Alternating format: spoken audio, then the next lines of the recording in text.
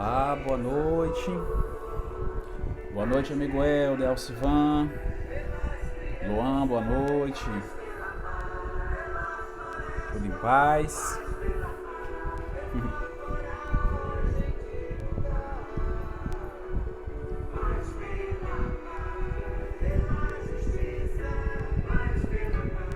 Boa noite, Lisa, Leide. Boa noite.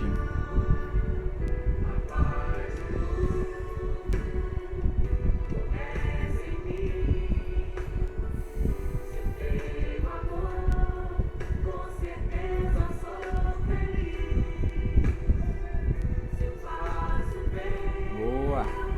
Esperar só alguns instantes para se juntar mais corações conosco nessa noite. Essa música é perfeita, é verdade, né, Alcivan? Paz no mundo começa em mim.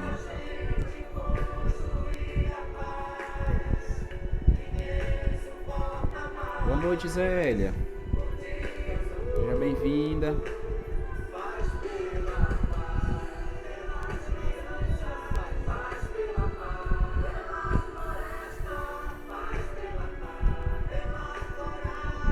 Boa. Só esperar aí alguns minutinhos para se juntar mais corações conosco. Iniciamos em instantes, tá, gente? Boa noite, Betinha.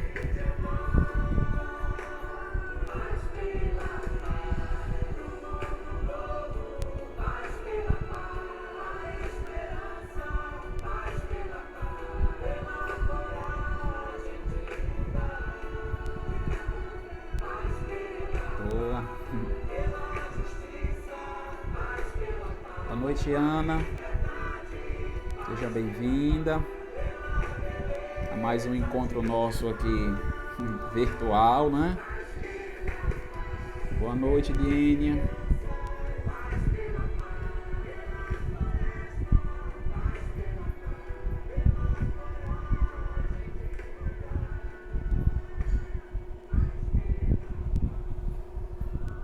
Tudo bem, gente, com vocês?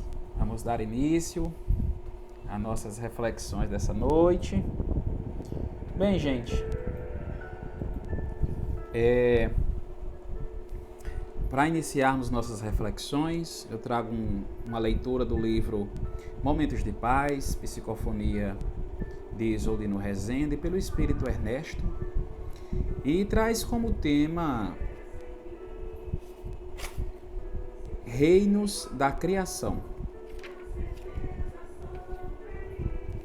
que tem: todos nós ficamos felizes quando recebemos um presente. Quando o reconhecimento é sincero, a gratidão é profunda. Não sejamos tão pessimistas pensando que estamos sozinhos, pois até os reinos inferiores Deus dá a subsistência. As aves do céu têm as árvores para pousar. Jesus Cristo, nosso Mestre, no entanto, não tinha nenhuma pedra para recostar a cabeça. Viveu desapegado de tudo o que é material. Toda sua vida foi modelo de amor. Por isso o elegemos como nosso Salvador. Nesta noite, na leitura pelo Espírito Ernesto, nos traz que é muito bom ganharmos presentes, né? Nós nos sentimos bem, nos sentimos valorizados, reconhecidos, lembrados, né? E geralmente os presentes são objetos materiais. Podem vir de diferentes formas. E a gente gosta. De modo contrário, quando pouco temos ou não recebemos, ficamos tristes às vezes. Até as aves do céu, Deus não deixa faltar nada. Tudo dá. Mas Ele nos lembra nosso Divino Mestre Jesus, que não tinha nem onde repousar a cabeça. O Mestre Jesus disse: aquele que quer me seguir, vem. O Filho do Homem não tem nem onde repousar a cabeça. Jesus nos mostrava nessa parte que não devemos ser apegados aos bens materiais, pois a verdadeira vida é a vida espiritual. O bem que praticamos, o amor que espalhamos, os corações que confortamos. Foi isso que o Mestre fez. E assim nós teremos na felicidade verdadeira, na espiritualidade de Deus, ou seja, na verdadeira vida. Os presentes que podemos dar a alguém vão muito além de objetos. Podem ser palavras, pode ser um abraço sincero e verdadeiro, que preenche e alimenta nossa alma e o nosso espírito, né? Então eu quero dar boa noite a quem chegou agora, a Michele, a Gabriel, e quero convidar a cada um de vocês, né, a fechar os vossos olhos, a levar o pensamento ao alto, em um só coração, em um só pensamento, em uma única vibração e linearidade de pensamentos, podermos dizer: Senhor Deus, Pai Todo-Poderoso, Senhor, nos encontramos mais uma vez reunidos em Teu santo nome, estudando o amor ensinado pelo nosso Mestre Jesus, à luz da doutrina espírita. Pedimos, Senhor, nesta noite, que ampare a todos os corações desamparados, que sofrem por desilusões, por traições, por solidão, por depressão. Conforta, Senhor, a cada um desses filhos que nesses momentos de pandemia sentem-se tão abalados, com fragilidade no corpo físico, psicológico. Fortifica cada um desses filhos, nossos irmãos que lutam nos hospitais a favor da vida de todos, pelos nossos irmãos que não têm onde dormir nem repousar a cabeça, aos que estão nos leitos dos hospitais, nos presídios, que necessitam tanto de amor. Derrama sobre cada um destes, Senhor, seus bálsamos de luz, de esperança, de prosperidade para com todos nós. E que nessa noite, Senhor, possamos receber de Tua espiritualidade superior as palavras benditas, a intuição necessária para aprendermos as reflexões à luz da doutrina que consola, que ampara, que esclarece. Sede conosco, Senhor, neste momento e sempre. Que assim seja.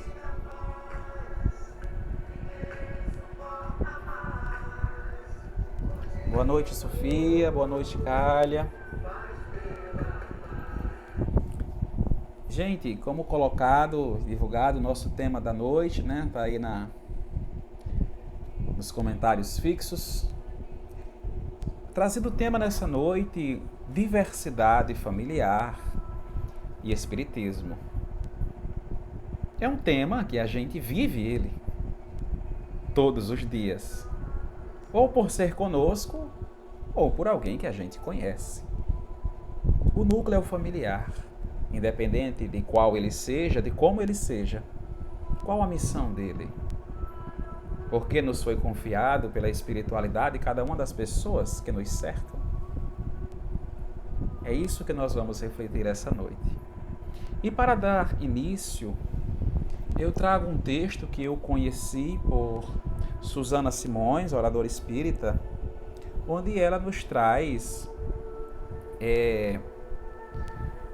um escritor de livro norte-americano chamado Tudy Pierre. E ele escreve vários livros de reflexão, de autoajuda, e em um dos livros chamados O Livro da Família, ele nos traz em um dos textos uma história que é assim, uma passagem, e diz: algumas famílias são grandes, Outras famílias são pequenas. Algumas famílias são da mesma cor. Tá baixo o volume?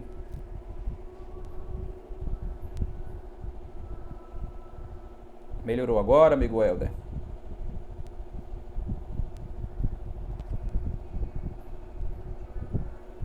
O volume melhorou?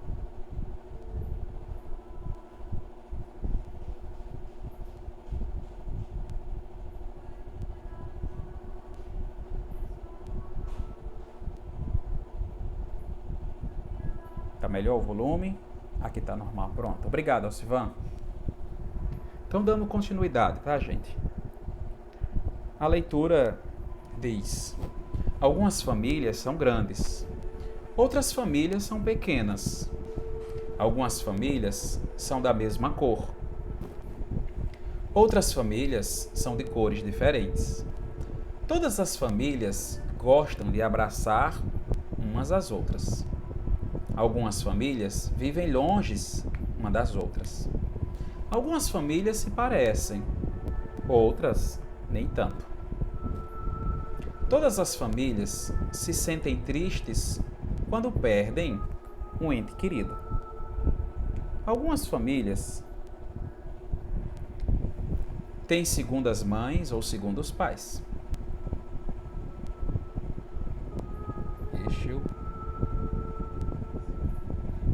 Meio-irmãos e meia-irmãs. Algumas famílias adotam crianças. Algumas famílias têm 2 mães ou 2 pais. Algumas famílias têm apenas o pai ou a mãe, ao invés de 2 pessoas. Todas as famílias gostam de celebrar datas especiais juntas. Algumas famílias comem a mesma coisa. Outras famílias gostam de comer coisas diferentes. Algumas famílias são bem quietas, outras bem barulhentas. Algumas famílias são limpinhas, outras são bagunçadas. Algumas famílias vivem sozinhas, afastadas de todo mundo. Outras famílias dividem a casa com outras famílias.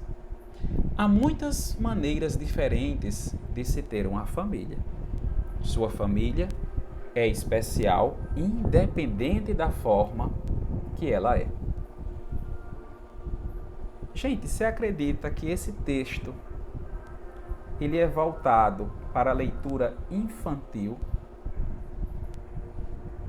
E veja o quanto que a gente consegue se enxergar nessa concepção.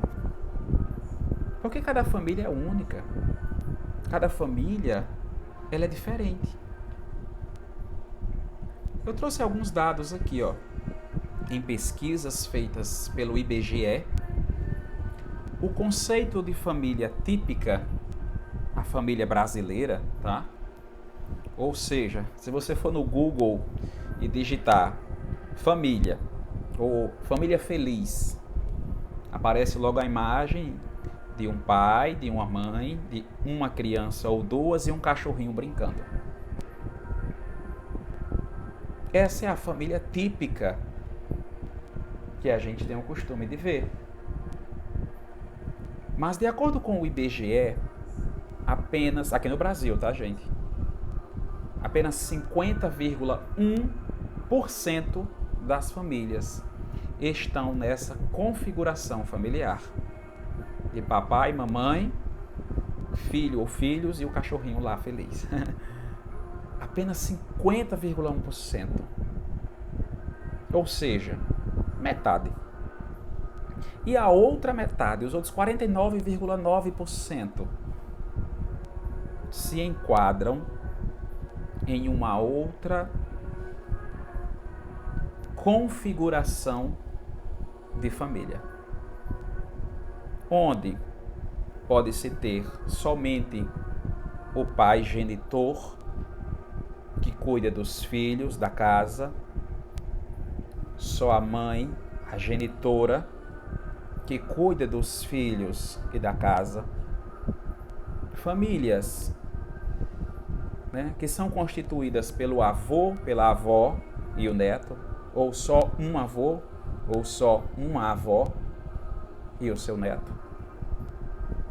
Família que tem dois pais, duas mães, em relações homoafetivas.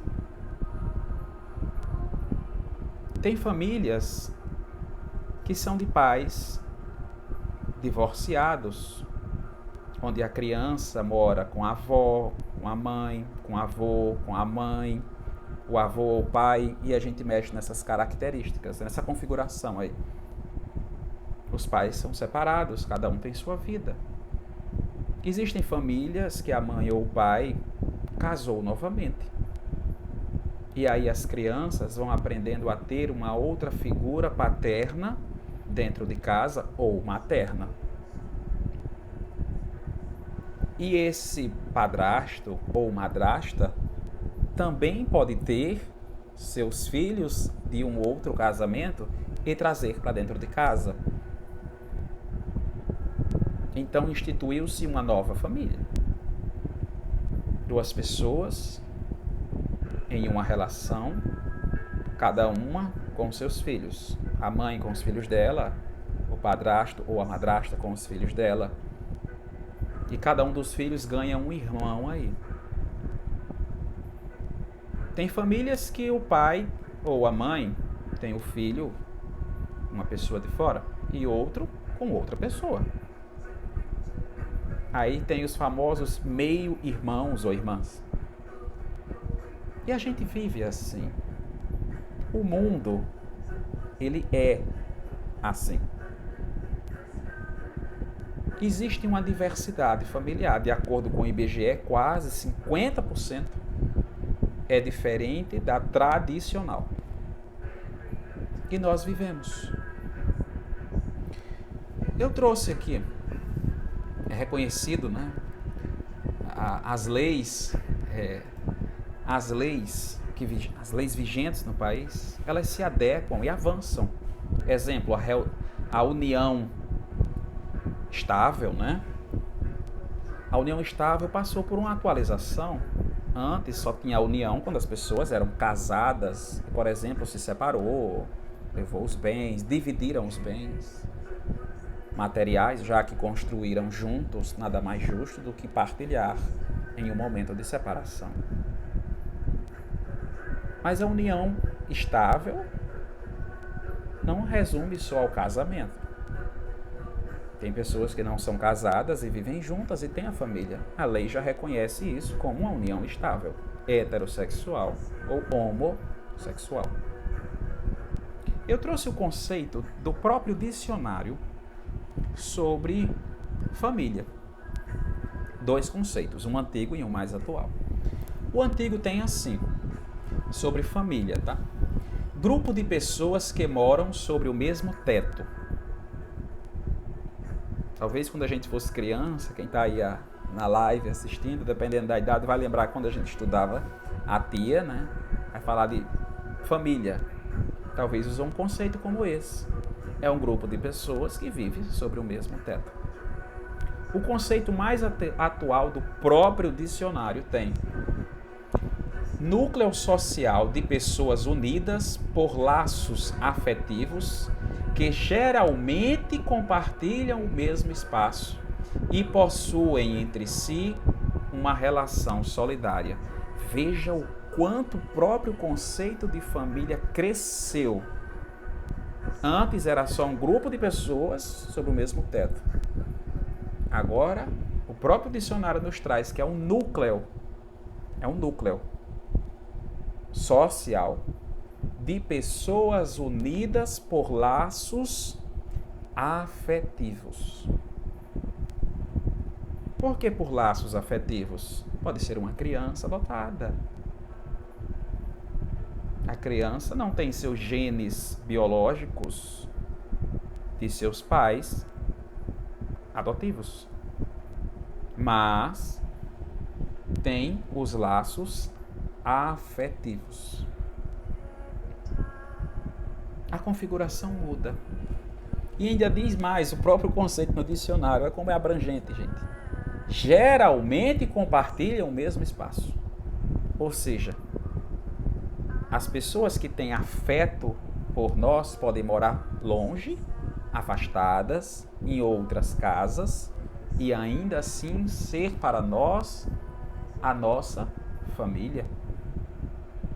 Quantas pessoas, independente do seu sexo, masculino, feminino, independente da sua idade, seja criança, pré-adolescente, adolescente, jovem, reconhecem sua figura paterna em relação à afeição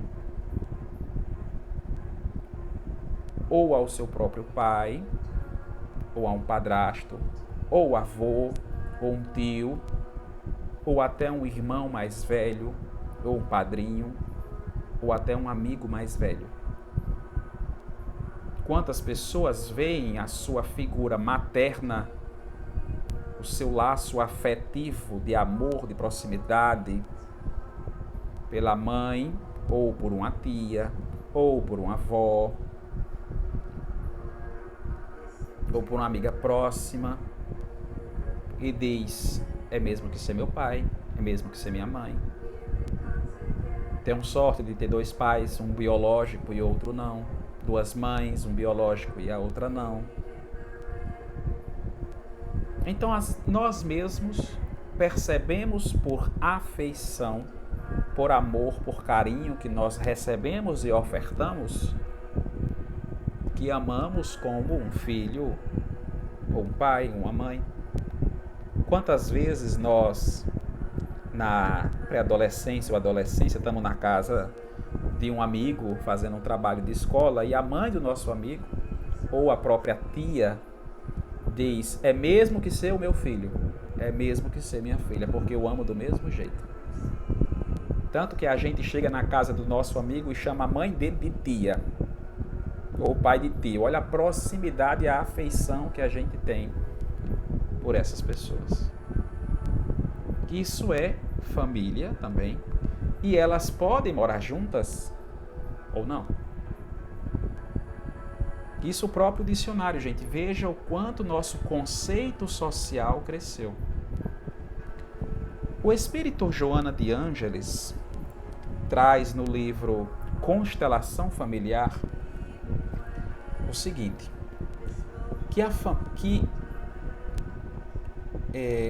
aí a pessoa pergunta, né? Leonardo, mas essa situação, essa configuração, essa diversidade familiar é saudável? É bom? Seja para a criança, para o adolescente. É bom isso acontecer? Por que isso acontece? Ou por que Deus permite isso acontecer? Será que isso é contra a vontade de Deus? Aí eu pergunto, como pode ser contra se a gente sente amor, se a gente sente proteção, se a gente sente proximidade, afeição, carinho, atenção e nos faz bem e pessoas melhores? Não é a família que passa somente por transformações ou ela entra em crise. O espírito Joana de Ângeles, no livro Constelação Familiar, vem nos esclarecer que não são as famílias que estão em crises por problemas, são as pessoas, os indivíduos que constituem esse núcleo familiar que estão em crise por causa do orgulho e do individualismo. Individualismo. Eu vou dar um exemplo. Hoje nós estamos aqui reunidos nesse ambiente virtual através de nossos smartphones ou computador. Hoje ele nos junta. Mas por quantas vezes ele nos separa? Antigamente, nas casas antigas, só se tinha uma única televisão. Se bem que hoje em dia também tem, meu caso, só tenho uma e nem uso. Enfim, uma televisão. às vezes mais antigo ainda, só tinha um rádio e a família toda se juntava ao redor do rádio para escutar as novelas. Quando inventaram a televisão, todos se juntavam para assistir a televisão, a família se juntava toda ali. Hoje em dia as coisas são diferentes. A gente chega em um núcleo familiar e a mãe está com seu celular, o pai, ou seus dois pais, ou suas duas mães. Seus pais estão no celular, os filhos nos deles. Cada um assiste o que quer, cada um escuta o que quer, cada um chega, bota seu fone de ouvido, o mundo desapareceu. Tem adolescente que diz assim, bota o fone de ouvido e faz, adeus mundo, aí bota o fone. Ou seja, ele entrou em outro mundo. Não tem mais interação na família. Comumente o jovem, principalmente hoje em dia o adolescente, quando ele vai comer, ele já pega o prato, leva para a sala, leva para o seu próprio quarto, fica lá de frente para a tela do computador, do celular, come lá, dorme lá, fica lá. Ali é um ambiente que ele coexiste. Os pais chegam do trabalho cansados, às vezes não perguntam nem como foi o dia do filho, simplesmente chegam, vão direto para o seu quarto, tomam um banho, preparam o jantar, e a interação que ocorre naquela casa no momento é: o jantar está pronto, o povo se reúne na mesa, cada um pega o seu prato e volta para o ambiente em que está. E os dias vão passando e as famílias se distanciam uma das outras, membro a membro. Não porque a família toda está com problema, mas cada um dos indivíduos. Que já não quer mais estar na presença um do outro, mas nas presenças virtuais dos amigos ou dos familiares que estão mais distantes. Isso é comum no dia a dia, não é, gente? Muito comum e frequente. Então, a crise, o que perturba a criança, o adolescente, o jovem, o próprio pai, a própria mãe ou o avô, é porque não interagem mais. Quantas vezes vamos à casa dos avós, quem tem, e o avô ou a avó não utiliza os aparelhos tecnológicos como os smartphones e computadores, se alegra por receber a família toda e cada um dos seus netos, dos seus próprios filhos, cada um está no seu mundo, no smartphone, e a matriarca ou o patriarca fica rodeado de familiares e ainda assim se sente sozinho. A atenção é tão pouca. Tantos momentos, tantas horas juntos e quão pouca interação. Então a crise não vem da configuração familiar, mas sim do individualismo de cada componente da família. Porque da mesma forma que esses aparelhos, a exemplo desses aparelhos que separam, eles mesmos nos juntam. Quantas vezes nós chegamos, principalmente agora em períodos de pandemia, de distanciamento social, é justamente esse aparelho que nos aproxima, que fazemos uma chamada virtual, com um avô, com uma avó, com um tio, com um primo, com um amigo, com um irmão, e assim nos vemos. Então perceba que nós podemos utilizar tanto para o bem, quanto para o mal sem perceber. Como diz o ditado, a diferença da droga e do remédio é a quantidade e a maneira como usamos. Então não é a configuração familiar, se é de dois pais, de duas mães, de só um pai, de só a mãe, de só o avô, a avó, de dois avós, de dois avós, e vem aí todo o mar de diversidade que faz as famílias terem crise, mas os indivíduos que têm nela. Alguns psicólogos americanos, norte-americanos, nos diz o seguinte: a família hoje deixa de ser uma instituição protegida em si mesma, independente da felicidade dos seus membros, para se tornar um lugar de desenvolvimento da criatura com ênfase na dignidade humana. Olha o que a psicologia nos traz.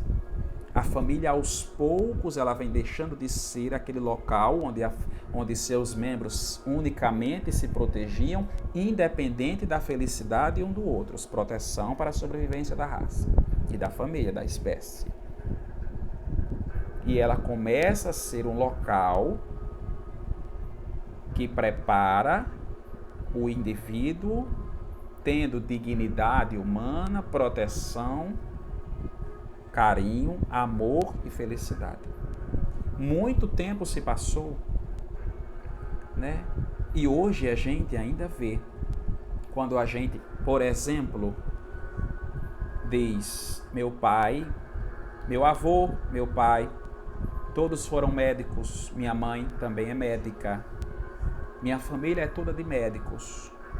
E o pai e a mãe diz: você também vai ser médico, estude para ser médico, nossa família tem tradição na medicina, o nome da nossa família é relacionado à saúde, você também vai ser. Não perguntam se aquela criança ou aquele jovem quer ser médico. Talvez o sonho seja outra coisa. Eu quero ser músico, eu quero ser pintor. E diz: não, você vai ser médico por tradição da família. Até hoje é assim. Até hoje nós vemos isso. Então veja, a configuração um pouco mais antiga de proteção da família já existia, mas não levava muito em consideração a felicidade daquele indivíduo.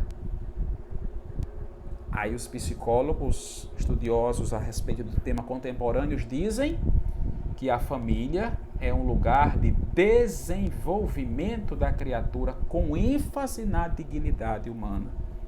Ou seja, a preocupação vem de saber se a criança, se o adolescente, ela vai se transformar em uma pessoa de bem, digna, aprender a reconhecer os erros, a ser uma pessoa humilde, a fazer o mundo melhor, a exemplo dos pais. Então a família veio passando, veio quebrando um paradigma e foi aos poucos construindo outro. Aí vem dizer: mas isso não compromete a família tradicionalista? De forma alguma. De jeito e maneira nenhuma. O fato de uma crescer não necessariamente está dizendo que a outra diminui em termos de família. Família é local de amor. A diversidade familiar pode vir de muitas formas, mas o que importa é o amor. Aí a gente diz: qual o papel do Espiritismo, qual a visão do Espiritismo frente a essa diversidade familiar que o mundo está vendo, presenciando, vivenciando? Sabemos muito bem. Olha o Evangelho de Mateus, capítulo 12, versículo 46 a 50. Onde Jesus nos introduz um conceito de família universal. Quando Jesus está em uma multidão, chegam seus irmãos, chega sua mãe, seus discípulos correm e dizem: mestre, sua mãe está ali. Jesus olha para os seus discípulos e diz: quem é a minha mãe? Quem são meus irmãos? E depois ele diz novamente: todo aquele que faz a vontade de meu Pai, este é o meu irmão, a minha irmã, este é a minha mãe. Que foi tema de uma de nossas lives semanas anteriores. Quem é a minha mãe? Quem são meus irmãos? Está aqui no IGTV do próprio Núcleo de Fraternidade Espírita. Fica o convite de quem não viu assistir. Jesus nos traz um conceito de família muito mais abrangente.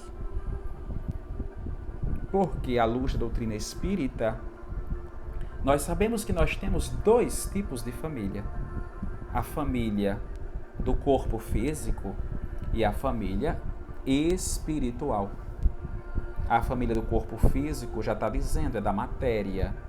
Matéria precisa de matéria para existir. Mas espírito não precisa de espírito para existir.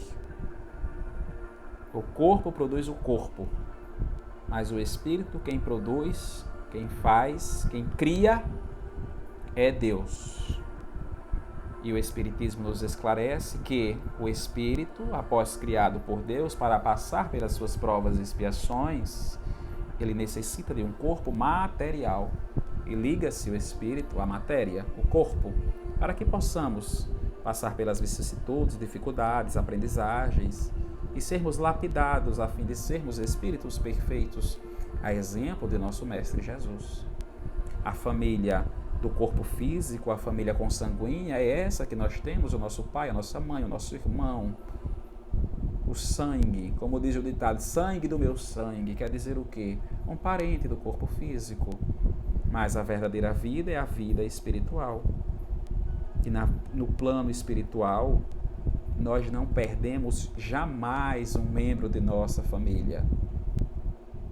Não perdemos um pai, não perdemos uma mãe, não perdemos um irmão, não perdemos um primo. Pelo contrário, quanto mais o tempo passa, mais ganhamos membros na nossa família. Porque no plano espiritual, os espíritos permanecem amigos. Uma vez criado o laço de amor verdadeiro, ele não se desfaz. E nós temos uma família espiritual, que nem sempre é a família corporal. Quando entramos na questão da encarnação ou da reencarnação, o Espiritismo nos esclarece que nós encarnamos para passarmos por provas e expiações. O Evangelho, segundo o Espiritismo, diz que de tempos em tempos nós reencarnamos nos mesmos locais, com os mesmos espíritos que convivemos um dia. Para quê? O Espiritismo novamente nos esclarece. Provas e expiações. Nós não sabemos o que fizemos no passado. Podemos ter feito mal a alguém. E uma forma de reparar esse mal, ou de alguém ter feito conosco, e nós guardamos um grande rancor ou uma grande mágoa, de voltarmos juntos para repararmos o mal, ou de acelerarmos o processo na ajuda de alguns espíritos. Por isso que vem um espírito mais esclarecido em cada núcleo familiar, mais paciente, mais amoroso, que não julga, que não condena, muito paciente, muito sábio, para ajudar aqueles espíritos que podem ser seus amigos, como podem ser seus inimigos, ou simplesmente nem se conhecerem. Mas ele veio em missão dada por Deus. E os espíritos que convivem na configuração de pai e de mãe, de filho de pai, de irmão, de irmã, é para que aprendam a conviver juntos. O Mestre Jesus muitas vezes nos disse: temos amigos que são mais próximos do que irmãos. Porque esses amigos são nossa família espiritual. Eles são nossa família espiritual, por isso nos sentimos tão bem, tão aproximados, tão queridos, tão aconchegados, respeitamos tanto, zelamos, devolvemos o amor, porque já nos amamos. Os espíritos já se amam, já se conhecem, e por eles já se amarem, pode ter sido concedido por Deus, e foi concedido, para que voltem na mesma encarnação, juntos, porém distanciados do corpo físico, em relação à família material. Aí os espíritos que já se amam, que podem, numa vida passada, ter vindo como irmãos, marido e mulher, não importa, em alguma configuração passada que já aprenderam a se amar. aí voltam juntos nessa encarnação, sendo amigos. Como já se amam, vamos aprender a amar outros. Aí eles vêm cada um em um núcleo familiar diferente.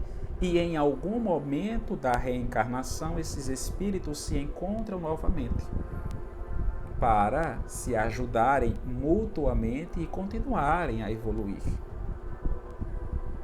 Enquanto cada um desses compõe um núcleo familiar corporal para que passe por todas as vicissitudes e cresça e aprenda, amadureça, reflita, a se tornar uma pessoa melhor, a perdoar as faltas de algum espírito que nós esquecemos do mal que nos fizeram pelo véu do esquecimento, para que aprendamos a amar. E nessa configuração, nessa prova e expiação da encarnação, Deus e a espiritualidade nos confia nos locais onde nós teremos melhor e maior crescimento espiritual. E nós viemos nas famílias, independente da diversidade familiar. Se eu tenho o privilégio de ter duas mães em relação homoafetiva, dois pais em relações homoafetivas, só uma mãe, só o pai, só a avó, só o avô, ser criado por uma tia, que é mesmo que ser uma mãe ou um tio. Se eu tenho a sorte ou o privilégio ou a expiação ou prova de ser criado pelo meu genitor, pela minha genitora. Tudo isso são provas e expiações que nós precisamos passar pela experiência de um pai para ter o amor de pai, passarmos pela experiência de uma mãe para ter o amor de mãe, a sentir o que é ser um filho, a sentir o que é ser uma filha, independente de sua sexualidade, que já é uma outra expiação do espírito para o seu refinamento e amadurecimento.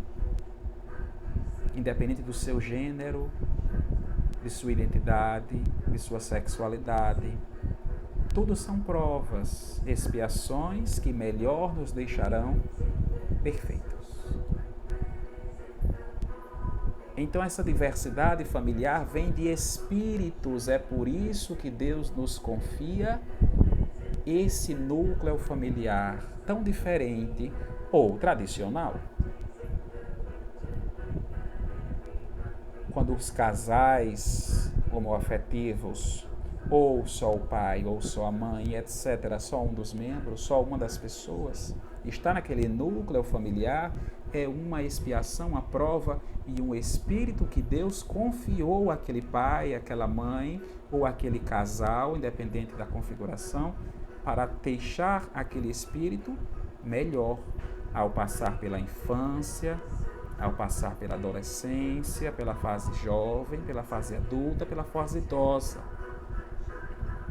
Por isso que perdemos muitas vezes membros da família quando somos crianças, quando somos adolescentes, adultos, porque cada um desses também tem sua missão, sua prova, sua expiação, e é acertado no plano espiritual que viveremos com estes até certo momento, que é quando eles vão nos dar os conhecimentos necessários para dali continuarmos seguindo.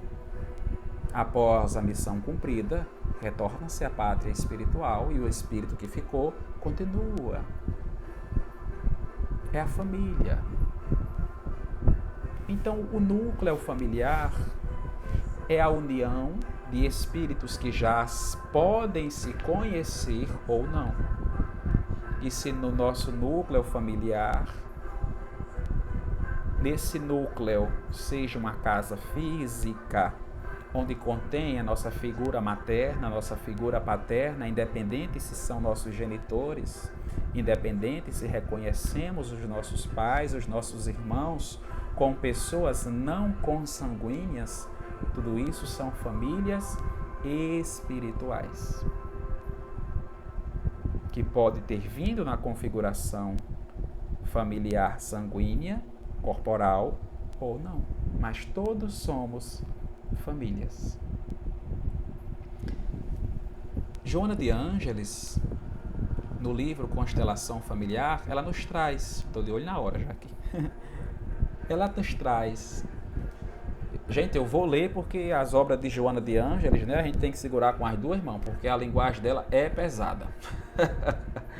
Joana de Ângeles nos diz: as mudanças nos núcleos familiares continuarão ocorrendo conforme o avanço de cada época, sem que haja mudança dos seus alicerces de segurança. Veja o que Joana de Ângeles nos diz. As configurações familiares vão continuar existindo de acordo com o avanço de cada época, de cada sociedade. Vai continuar avançando, vai continuar mudando. O núcleo familiar vai continuar mudando. Vai deixar de existir o tradicional? Jamais. Mas o núcleo familiar vai continuar com muitas diversidades, com muitas configurações, porque são feitos por espíritos que se amam, pelos espíritos, pela família espiritual.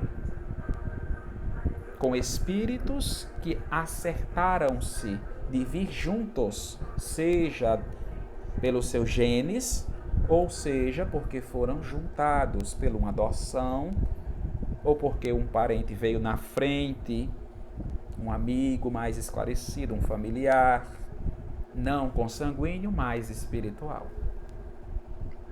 na finalidade de nos ajudarmos. E nesses alicerces de segurança que diz Joana, ela nos traz 5. O primeiro, ela nos diz que a família é uma escola de bênçãos. Nossa família é uma bênção mesmo. É lá que aprendemos, é lá que vivemos, é lá que aprendemos a ser agradecidos pela nossa casa, pelas nossas roupas, pelos nossos alimentos. Podem não ser muitos, podem não ser luxuosos, mas é lá que temos. Nós aprendemos a ser gratos por ter alguém que nos ama. Seja biológico, genitor, genitora, ou o espírito que se juntou conosco para o nosso bem, nosso progresso. Por isso que ela é sagrada. É uma bênção nós agradecemos a Deus por nos ter confiado espíritos tão bons, tão qualificados pelo nosso crescimento espiritual. Joana nos diz também que a família é um local sagrado, porque se a família vai bem, tudo vai bem, a base está consolidada, está firme. Então, se nós cairmos, se nós escorregarmos, se acontecer imprevisto, se nossa família estiver bem, nós vamos conseguir nos ajudar. O parente, o amigo que tiver mais condições vai amparar, vai ajudar. É essa a finalidade. E um local onde temos tantas coisas boas deve ser sagrado, deve ser reconhecido. Por isso que se vem uma ameaça para a minha família, eu tenho que proteger, sem fazer mal ao outro, mas proteger a minha. Ela é sagrada, eu a amo, eu vou protegê-la. Por mais que eu tenha raiva ou não, é a minha família. Joana nos diz: a família é oficina de emoções e sentimentos. Eita, oficinazinha de primeira, não é não, minha gente? A família é uma oficina de emoções e sentimentos. É raiva, alegria, tristeza, felicidade. É uma montanha russa. Chegamos do trabalho cansado, a casa está suja ou não botaram o lixo para fora, história de raiva. 5 minutos depois, 10 minutos depois, tomou um banho, a raiva passou. Famoso ditado, raiva dá e passa. De repente já está abraçado, já está dando um cheiro, já está dando bom dia, boa tarde, boa noite, perguntando como foi o dia, perguntando se está bem, como é que está no trabalho, como é que está no relacionamento. É uma oficina, a gente aprende a ser frustrados, porque a gente quer uma coisa, mas o nosso pai, nossa mãe não deixa, quer do jeito dele, quer do jeito dela. Aí a gente vai aprendendo a ter paciência. Então ela é uma verdadeira oficina de sentimentos e emoções. E Joana finaliza dizendo: é alicerce da sociedade. Uma família é o alicerce de uma sociedade. Porque independente da sua formação, do seu núcleo, da sua diversidade familiar, da sua configuração familiar, lá é uma mini sociedade. Tem um setor financeiro, que pode ser mamãe, pode ser papai, vovô, tia, pode ser o tio, um amigo, o irmão. Tem um setor administrativo, tem um setor organizacional, tem um setor de zelamento pelo ambiente, que deve ser de responsabilidade de todos. Então são vários setores que tem dentro de casa. A casa é uma mini sociedade, só que ao invés de milhares de habitantes, tem 3, tem 4, tem 5, tem 6, tem 7, tem 8. E talvez a gente aprendendo a amar em pequena escala, um dia a gente consiga aprender a amar em grande escala. Amar o próximo é tão difícil que Deus diz assim, coloca no núcleo familiar e com 3 pessoas, com 2 pessoas, com 4, com 5 pessoas. Se amar esses 5 aqui já valeu. Na próxima encarnação ama mais e assim vai. Então veja como amar o próximo é difícil. Por isso que nosso núcleo familiar é uma mini sociedade. Joana nos esclarece. E ela diz que nossa configuração familiar continuará existindo de acordo com o progresso da sociedade, de acordo com o avanço das épocas, porque são esses pilares que não devem ser quebrados, ou seja, a prática do amor, o exercício do amor ao próximo, a começar por dentro de casa, aprendendo a amar aqueles espíritos que lá estão, para depois amar os de fora. E nós não estamos sozinhos, porque temos a nossa família espiritual, que não é consanguínea, mas ela veio junta. Podemos ser um espírito um pouco mais esclarecido do que os outros, ou ter um espírito mais esclarecido que os outros em nossa família, e esse vai nos ajudar. Na verdade, nós somos esses dois, né? Mais do que um, menos do que outros, e todos em progresso e evolução, nos ajudando.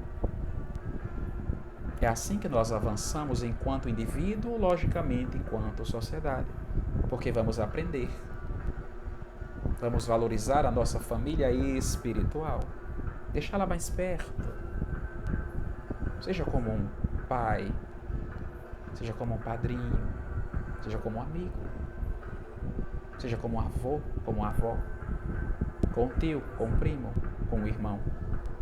São nossas famílias espirituais e também físicas.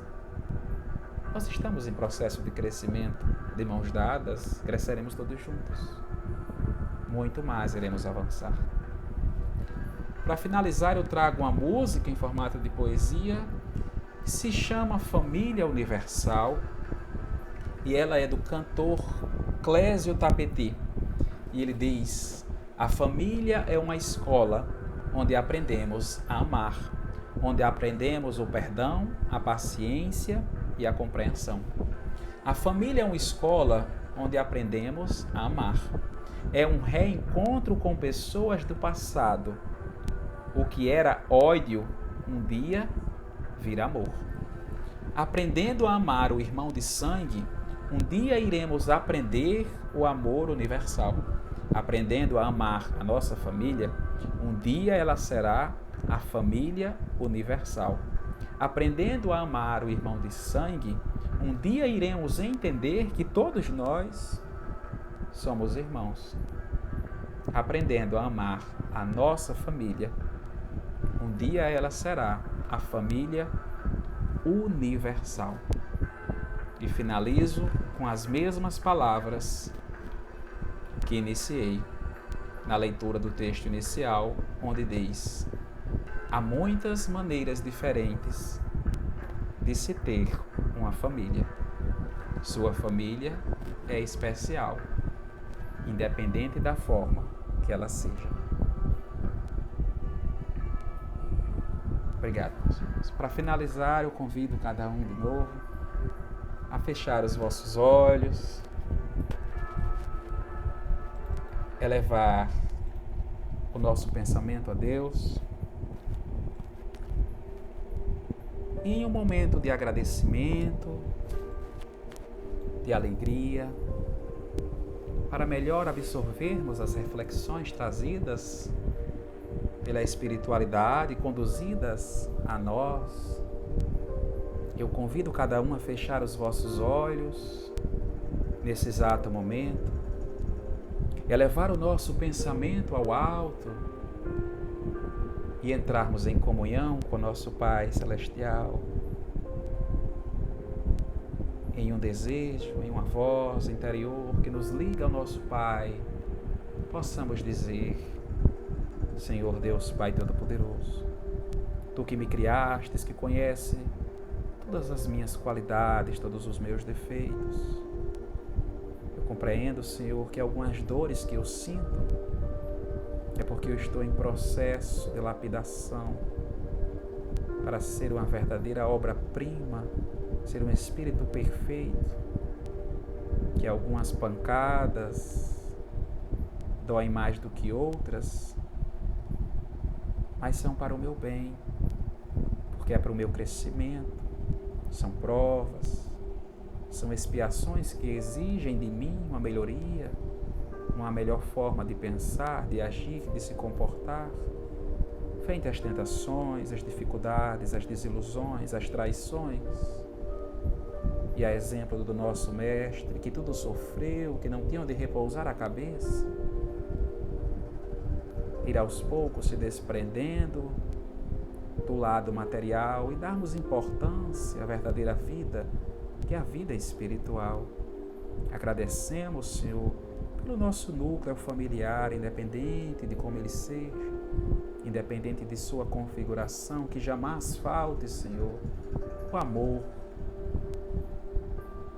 que eu sempre vejo em alguém a figura paterna, a figura materna, que nunca me falta o amor, o carinho, o amparo, o espírito amigo, que eu possa conversar, me acalmar, me aconselhar, também ajudar e levantar se necessário for. Porque eu sei, eu tenho consciência que somos todos irmãos, que estamos todos em processos de aprendizagens, cada um em um estado evolutivo diferente, porém todos parecidos. Então que eu aprenda, Senhor, a ser indulgente para com o próximo, para que eu aprenda a amar como o Mestre nos ensinou. Olha, Senhor, por cada um de nós, por nossas famílias, afasta-nos de todos os males, materiais, físicos, espirituais e mentais. Protege-nos, ampara-nos, socorre-nos, esclarece-nos e nos ensina, Senhor, hoje e sempre. Que assim seja. Gente, só falta 50 segundos para a live acabar aqui. Eu quero agradecer a Alana, a Adriana, a Arthur, a Neuda, a Zélia, a meu afilhado Gabriel, Mariana, Tamires, a Wallace, a teóloga Elizabeth, a Júlio, a Isa, a Sofia, a Paulo, a Lara, a Bruna. Obrigado a todos vocês que ficaram conosco. Obrigado a vocês que vão assistir essa live depois. Que Deus ampare, conforte, ilumine vocês, hoje e sempre. Que assim seja.